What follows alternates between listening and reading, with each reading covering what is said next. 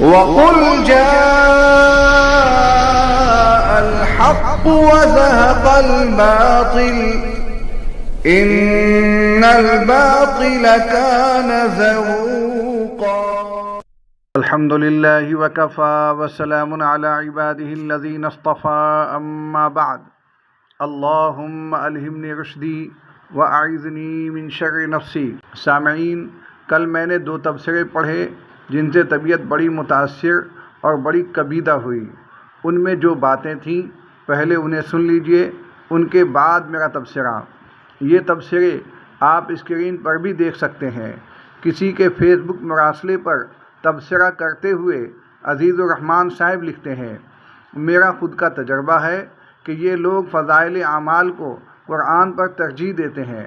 ہمارے علاقے کے مشہور عالم اور خطیب کو جب تبلیغ والے ساتھ لے گئے، جس میں یہ شرط رکھی گئی کہ عالم صاحب بھی درس دیا کریں گے، لیکن جب ان کی باری آئی اور انہوں نے قرآن کھول کر درس دینا شروع کیا تو ان کو منع کیا کہ آپ فضائل اعمال سے تعلیم دیں گے۔ جب انہوں نے کہا کہ یہ بتائیں کہ فضائل اعمال افضل کتاب ہے یا قرآن، تو جواب ملا کہ جی قرآن افضل ہے، لیکن ہم صرف اسی کتاب سے ہی تعلیم دیں گے۔ بات رائے ونڈ کے بزرگوں تک پہنچی۔ وہاں عالم صاحب سے کہا گیا کہ اگر فضائل اعمال سے تعلیم دینا منظور ہو تو ٹھیک ہے، ورنہ آپ جا سکتے ہو۔ میں نے خود اپنے نزدیکی مسجد میں جب صبح کی نماز کے بعد حدیث کا درس دینا شروع کیا تو ان کے بڑے میرے گھر آئے اور کہنے لگے کہ حدیث نہ سنائیں۔ ایک دوسری مسجد میں قرآن کے ایک موضوع پر درس دینا شروع کیا تو ایک بزرگ تبلیغی نے غصے میں کہا کہ کیا آپ شیخ القرآن ہیں، اور غصے میں مسجد سے نکل گیا۔ سامعین، اسی مراسلے پر تبصرہ کرتے ہوئے حافظ محمد الیاس لکھتے ہیں، یہ بات صحیح ہے، قرآن مجید کے ترجمہ سے ان کو چڑ ہے۔ میں خود رمضان میں ترجمہ کرتا تھا۔ ایک مرتبہ سحروزے کی جماعت آئی تو انہوں نے محلے والوں سے کہا کہ ہم بیان کریں گے، 3 دن ترجمہ روک لو، تو محلے والوں نے مجھ سے کہا کہ آپ ترجمہ نہ کریں۔ پھر میں نے ترجمہ چھوڑ دیا اور امامت کو بھی خیر بات کہہ دیا۔ یہ بات صحیح ہے، ان کو قرآن مجید کے ترجمہ سے نفرت ہے۔ اسی طرح ایک مرتبہ کراچی میں ایک ساتھی کے ساتھ چندہ مانگنے کے لیے ایک تبلیغی کے پاس گئے۔ اس نے کہا کہ جب ہماری جماعت مدرسوں میں آ جاتی ہے، وہاں بچے زور زور سے تلاوت کرتے ہیں، ہمیں ان کی آوازیں بہت بری لگتی ہیں، یہ ان حضرات کی حقیقت ہے۔ سامعین، فضائل اعمال شیخ الحدیث مولانا محمد زکریا کاندھلوی کی لکھی ہوئی کتاب ہے۔ اس میں ایک رسالہ ایسا بھی ہے جسے مولانا محمد زکریا کاندھلوی نے نہیں لکھا، بلکہ بانی جماعت الیاس کاندھلوی صاحب کے برادر نسبتی اور معتمد مولانا محمد احتشام الحسن کاندھلوی نے لکھا ہے۔ رسالے کا نام ہے مسلمانوں کی موجودہ پستی کا واحد علاج۔ دلچسپ بات یہ ہے کہ رسالے کے مصنف مولانا محمد احتشام الحسن کاندھلوی نے اس سے رجوع کر لیا تھا۔ اس اعتبار سے یہ رسالہ اب فضائل اعمال میں نہ ہونا چاہیے، مگر مصنف کی مرضی کے خلاف مسلسل یہ چھپ رہا ہے، جو بلا شبہ گناہ کی بات ہے۔ مولانا محمد زکریا کاندھلوی یا بانی جماعت نے کبھی نہیں کہا تھا کہ فضائل اعمال کو قرآن مقدس پر فوقیت دی جائے۔ اگر بالفرض کہہ بھی دیتے تو ان کی بات ماننے کے قابل نہ ہوتی، مگر فضائل اعمال کو ایسا بڑھا چڑھا دیا گیا ہے کہ اس کے سامنے دروس قرآن کی کوئی اہمیت ہی نہ رہی، بلکہ فضائل اعمال پڑھنے کو فرض کے درجے تک پہنچا دیا گیا۔ اگر فضائل اعمال نہ پڑھیں تو ایسا لگتا ہے کہ گویا کوئی فرض عمل چھوٹ گیا ہے۔ اگر امام یا مؤذن صاحب کسی دن یہ کتاب چھوڑ دیں تو مروجہ تبلیغی جماعت والے ہنگامہ کھڑا کر دیتے ہیں۔ اس کا تازہ نمونہ دیکھنا ہو تو گلدستہ اسلام نامی واٹس ایپ گروپ کے ایک ممبر کا یہ تبصرہ ملاحظہ کیجیے۔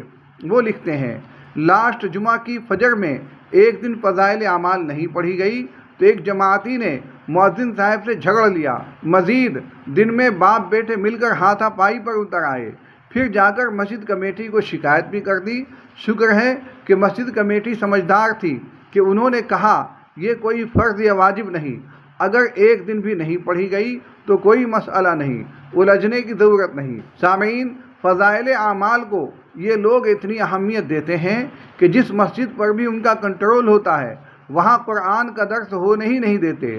اس کی تصدیق 2 اسکرین شاٹ سے ہو چکی ہے۔ مزید تصدیق کے لیے دارالفتاء انفو نامی ویب سائٹ پر لکھا ہوا یہ سوال و جواب بھی دیکھیے۔ سوال: کیا فرماتے ہیں علماء دین و مفتیان شرع متین مسئلہ ذیل کے بارے میں کہ بہت سے حضرات جو تبلیغی جماعت سے منسلک ہیں ان کا یہ مزاج بن گیا ہے کہ وہ فضائل اعمال کے علاوہ دیگر کتابوں کا سننا یا سنوانا پسند نہیں کرتے، چاہے وہ قرآن کی تفسیر ہی کیوں نہ ہو۔ ان لوگوں کا یہ عمل کیسا ہے؟ بسمہ ہی سبحانہ تعالی۔ الجواب: وباللہ التوفیق۔ فضائل اعمال بھی اچھی کتاب ہے، اسے بار بار پڑھنا اور سننا نفع بخش ہے، لیکن اسی ایک کتاب پر اس قدر اصرار کرنا کہ اس کے مقابلے میں تفسیر یا دیگر معتبر کتابوں کی تحقیر لازم آئے، یہ جائز نہیں ہے۔ مستفاد فتاوی محمودیہ ڈابھیل، جلد نمبر 4، صفحہ نمبر 283۔ کتبہ احقر محمد سلمان منصور پوری غفر لہ۔ الجواب صحیح شبیر احمد عفی اللہ عنہ۔ سامعین، یہ سوال اور جواب بھی سماعت فرمائیں، اسی دارالفتاء انفو میں درج ہے۔ سوال: کیا فرماتے ہیں علماء دین و مفتیان شرع متین مسئلہ ذیل کے بارے میں کہ میں ایک مسجد میں امامت کی خدمت انجام دیتا ہوں، دن میں بستی سے آنے والے چھوٹے بچوں کو قرآنی تعلیم دینے کے ساتھ وقت نکال کر عشاء کی نماز کے بعد ان لوگوں کو قرآنی تعلیم دینے کا ارادہ کیا جو قرآن پڑھنا نہیں جانتے۔ اسی دوران ہماری اس مسجد میں عشاء کی نماز کے بعد فضائل اعمال کی آدھا گھنٹہ تعلیم ہوتی ہے۔ اب یہ کہہ کر قرآن کی تعلیم کو منع کرنا کہ اس وقت فضائل اعمال کی تعلیم ہوتی ہے اور پہلے تو ہو رہی ہے، اس لیے ایک وقت میں 2 اعمال کا ٹکرانا درست نہیں ہے، جبکہ آپس میں آواز کے ٹکرانے کا بھی کوئی مسئلہ نہیں ہے، الگ الگ منزل ہیں۔ یا یہ کہہ کر منع کرنا کہ جن کا معمول تعلیم میں بیٹھنے کا چلا آ رہا ہے ان کا معمول چھوٹے گا، اس لیے اپنا کوئی اور وقت نکالیں۔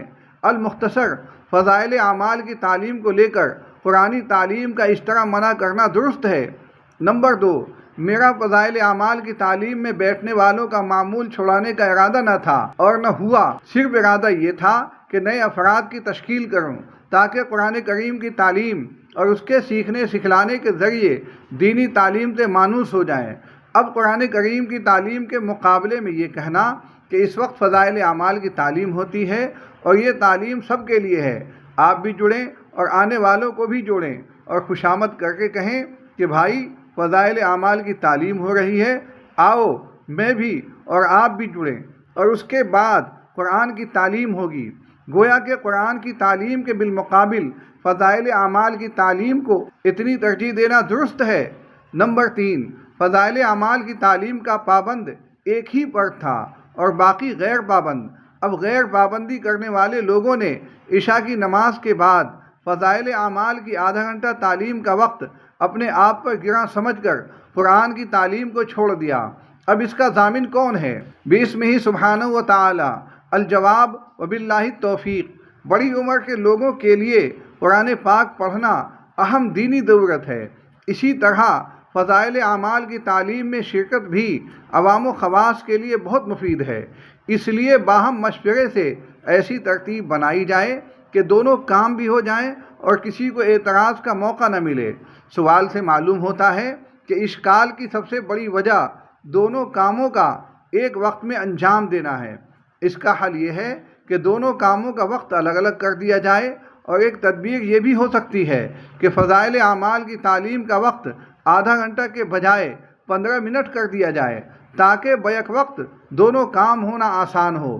فتاوی رحیمیہ، جلد نمبر 6، صفحہ نمبر 101۔ فقط واللہ تعالی عالم۔ کتبہ احقر محمد سلمان منصور پوری۔ الجواب صحیح شبیر احمد عفی اللہ عنہ۔ سامعین، یہ تو بات ہوئی کہ فضائل اعمال کے سامنے درس قرآن چلنے ہی نہیں دیتے۔ صورتحال یہاں تک بگڑ گئی ہے کہ مروجہ تبلیغی جماعت کا کوئی ورکر اگر فضائل اعمال کے دور کے وقت قرآن پاک پڑھنے لگے تو اسے اٹھا دیا جاتا ہے اور زبردستی فضائل اعمال کے حلقے میں بٹھا دیا جاتا ہے۔ عنوان یہ لگایا گیا ہے کہ قرآن پڑھنا انفرادی عمل ہے اور فضائل اعمال کا دور اجتماعی عمل انفرادی عمل سے افضل ہے۔ بس ثابت ہوا کہ اجتماعیت کے ساتھ ساتھ فضائل اعمال کا دور انفرادی طور پر قرآن کریم کی تلاوت سے افضل ہے۔ توبہ استغفر اللہ۔ دارالعلوم دیوبند کے ویب سائٹ پر یہ سوال دیکھیے، حضرت میں غازی پور ضلع سے ہوں، یہاں جب ہم قرآن پاک کی تلاوت کے لیے بیٹھتے ہیں تو کچھ لوگ منتخب احادیث اور فضائل اعمال کتاب کی تعلیم کرتے ہیں، اور ہمیں یہ بولا کہا جاتا ہے کہ قرآن پاک سے بہتر وہ اجتماعی اعمال ہیں جو وہ لوگ کرتے ہیں۔ براہ کرم رہنمائی فرمائیں۔ سامعین، یہ بھی دیکھنے میں آیا ہے کہ مروجہ تبلیغی جماعت کے لوگ فضائل اعمال کے دور کو قرآن کے درس سے افضل مانتے ہیں۔ اس کی ایک شہادت سماعت فرمائیں۔ الجامعۃ البنوریہ العالمیہ کے ویب سائٹ کا یہ سوال و جواب سنیے۔ کیا فرماتے ہیں علماء کرام و مفتیان کرام مذکور مسئلے کے بارے میں کہ ہماری مسجد میں بعد نماز عشاء امام صاحب روزانہ قرآن پاک کا درس دیتے ہیں، جبکہ مسجد کے بیرونی حصے میں فضائل اعمال کی تعلیم ہوتی ہے۔ بعض حضرات کہتے ہیں کہ قرآن کا درس افضل و بہتر ہے، جبکہ بعض کا کہنا ہے کہ فضائل اعمال کی تعلیم بہتر ہے۔ براہ کرم شریعت مطہرہ کی روشنی میں واضح فرمائیں کہ کون سا عمل بہتر ہے، جبکہ درس قرآن پہلے شروع ہوا اور تعلیم بعد میں شروع ہوئی۔ الجواب حامدم و مصلیہ۔ واضح ہو کہ قرآن کریم کی نمایاں فضیلت ہونے کی بنا پر اس کے درس کے افضل ہونے میں کوئی شبہ نہیں، اور پھر اگر اس میں عمومی مسائل و فضائل اعمال پر بھی روشنی ڈال دی جائے تو یہ عمل مستقلاً تعلیم کی ضرورت بھی پوری کر سکتا ہے۔ اس لیے اہل محلہ کو بلا وجہ باہم اختلاف و انتشار کا باعث ہونے کے بجائے دونوں ہی امور بجا لانے کی کوشش اور انہیں باہم مد مقابل ٹھہرانے کی کوشش سے بہرحال احتراز لازم ہے۔ پھر جب درس قرآن کا سلسلہ پہلے سے جاری ہے تو بہتر ہے کہ فضائل اعمال کی تعلیم کے لیے کسی دوسرے وقت کا انتخاب کیا جائے، اور اگر درس مختصر ہوتا ہو تو اس کے بعد بھی تعلیم کا حلقہ قائم کیا جا سکتا ہے، جبکہ اختلاف و نزاع کی صورت بنا لینا بہر صورت ناپسندیدہ عمل ہے جس سے بچنا ضروری ہے۔ سامعین، دارالعلوم دیوبند کے ویب سائٹ کا یہ سوال اور جواب دیکھیے۔ ہمارے ہاں چند لوگ ہیں جو کہ ماشاءاللہ مستحبات وغیرہ پر خوب عمل کرتے ہیں، لیکن میں بذات خود امام ہوں اور وہ کبھی نہ درس قرآن کو بیٹھتے ہیں اور نہ قرآن کی تلاوت کرتے ہیں، بلکہ بعض امیر صاحبان کو قرآن کے الفاظ بھی نہیں آتے اور فضائل اعمال کی تعلیم پر زور دیتے ہیں۔ کیا اگر وہ یہ کام کریں اور تلاوت یا قرآن کے الفاظ کو سیکھنا چھوڑ دیں تو کیا ان کے ذمے صرف فضائل اعمال کی تعلیم، چلہ 4 مہینے اور سہروزے اور مستحبات پر عمل کرنے سے فارغ ہو جائے گا؟ جواب: بسم اللہ الرحمن الرحیم۔ چلہ 4 مہینہ وغیرہ مقصود اصلی نہیں ہے، بلکہ ضروری علم حاصل کر کے احکام و فرائض پر عمل کرنا اور گناہوں سے بچنا مقصود ہے۔ فضائل اعمال اور دوسری اصلاحی کتابوں کی تعلیم کا مقصد بھی اعمال و احکام پر عمل کرنے کا شوق پیدا کرنا ہے۔ مسجد میں قرآن کریم کی تفسیر اگر کوئی مستند عالم دین کرتا ہے تو عوام کو اس کے حلقے سے استفادہ کرنا چاہیے۔ فضائل کی تعلیم کو قرآن کریم کی تفسیر پر اہمیت دینا جہالت پر مبنی ہے۔ دونوں کے مستقل فوائد ہیں، ایک کو دوسرے کا مقابل نہیں سمجھنا چاہیے۔ قرآن کریم سیکھنے کی کوشش نہ کرنا اور سیکھنے کے باوجود تلاوت نہ کرنا بڑی محرومی کی بات ہے۔ عوام کو علماء دین سے مربوط رہ کر ان سے ضروری علم حاصل کر کے اس پر عمل کرنا چاہیے۔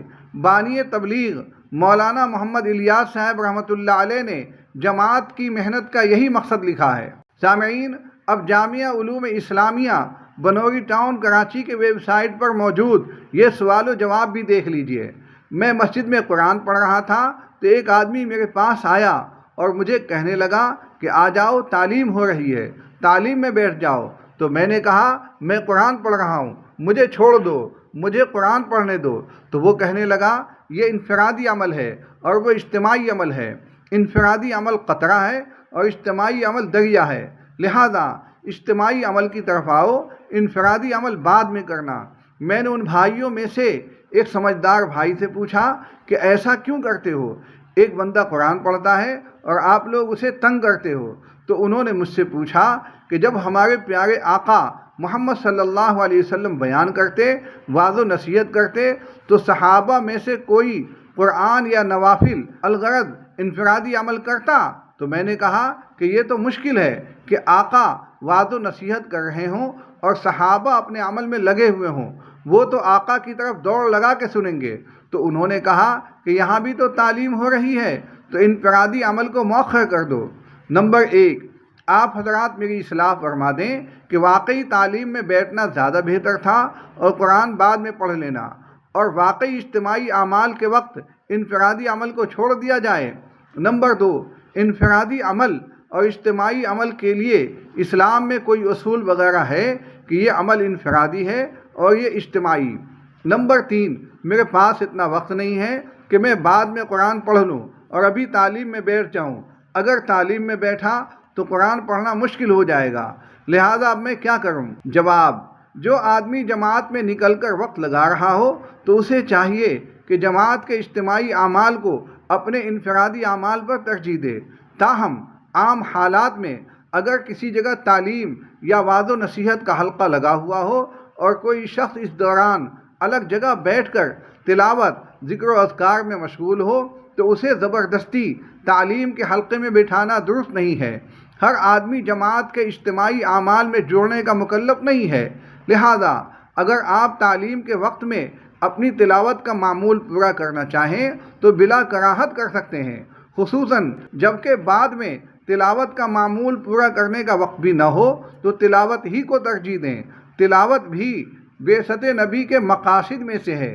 ربنا وبعث فیہم رسولا منہم یتلو علیہم آیاتک ویعلمہم الکتاب والحکمت ویزکیہم انک انت العزیز الحکیم۔ ہاں، اتنا اہتمام کر لیں کہ تعلیم کی جگہ سے ہٹ کر بیٹھ جایا کریں تاکہ اس میں خلل نہ آئے۔ یہ بھی واضح رہے کہ نبی کریم صلی اللہ علیہ وسلم کی مجلس اور آپ صلی اللہ علیہ وسلم کے وعظ و بیان پر کسی اور کے بیان کو قیاس نہیں کیا جا سکتا، کیونکہ آپ صلی اللہ علیہ وسلم جب کسی عمل کی طرف بلائیں تو اس پر لبیک کہنا فرض اور عین ایمان کا تقاضا ہے، اس سے انکار کفر ہے، جبکہ کسی اور کے بیان اور وعظ میں شرکت فرض یا واجب کا درجہ نہیں رکھتی۔ مختلف احکام کے مختلف مراتب و مواقع ہیں۔ سامعین، فضائل اعمال ہو یا منتخب احادیث، یہ دونوں کتابیں امتی کی لکھی ہوئی ہیں، یہ قرآن مجید سے آگے کبھی نہیں جا سکتی۔ جو لوگ قرآن مجید کے درس سے ناراض ہوتے ہیں، اسے رکوانے کی کوشش کرتے ہیں، وہ اسلام کے نام لیوا تو ہو سکتے ہیں، اسلام کے ہمنوا کبھی نہیں ہو سکتے۔ اللہ تعالیٰ ملت اسلامیہ کو ہر طرح کے بدعات و خرافات سے بچائے۔ وآخر دعوانا ان الحمد للہ رب العالمین۔